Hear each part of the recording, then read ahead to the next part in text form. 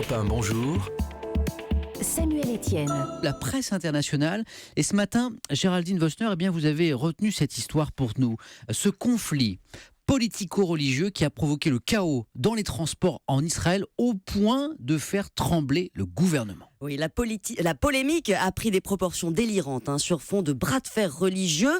Au cœur du psychodrame, la question du respect du Shabbat, ce repos obligatoire du judaïsme qui interdit de travailler, d'allumer la lumière ou de circuler en voiture du vendredi soir au soir suivant. La question s'est donc posée aux autorités. Fallait-il autoriser ou non la compagnie des chemins de fer à effectuer des travaux d'entretien le samedi, jour entre tous sacré? Pour le ministre des Transports, c'était oui, mais pas pour les ultra-orthodoxes qui sont membres de la coalition au pouvoir et qui ont lancé une croisade contre le travail ce jour-là. La semaine dernière, ils ont carrément menacé Netanyahou si le Premier ministre n'intervenait pas sur le champ pour faire cesser ses travaux, il quitterait le gouvernement. Le patron du Likoud, en fureur, a dû s'exécuter. C'est fou parce que c'est des travaux, c'est local, quoi. Oui, et c'est une polémique nationale, gouvernementale. Et un invraisemblable chaos a suivi, des embouteillages monstres, on a dû se rabattre sur les bus. Netanyahou a blâmé son propre ministre des Transports, une autre figure du Likoud qu'il soupçonne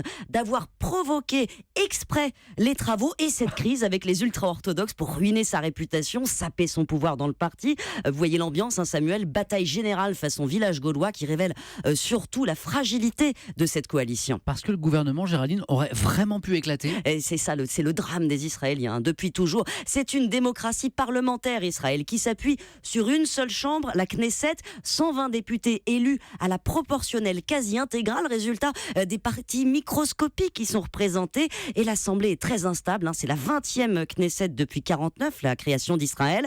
Elle est complètement morcelée et l'instabilité du gouvernement est consubstantielle à ce mode de fonctionnement. Le pays a connu 34 gouvernements déjà depuis sa création.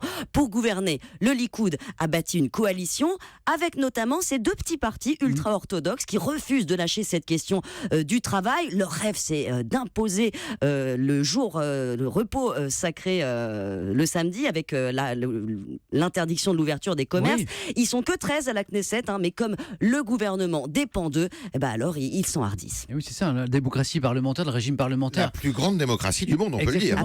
Mais ce régime, et notamment avec une proportionnelle intégrale, c'est sans doute le régime le plus démocratique, mais on a une grosse instabilité politique. Oui, on peut dire ça comme ça. Les inconvénients des avantages.